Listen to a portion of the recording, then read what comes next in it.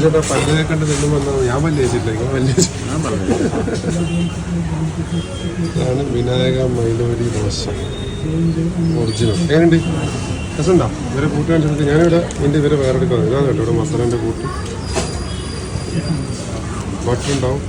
രണ്ട് രസമുണ്ടോ?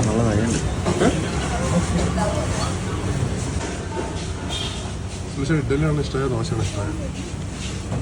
ഇഷ്ടമായതാ?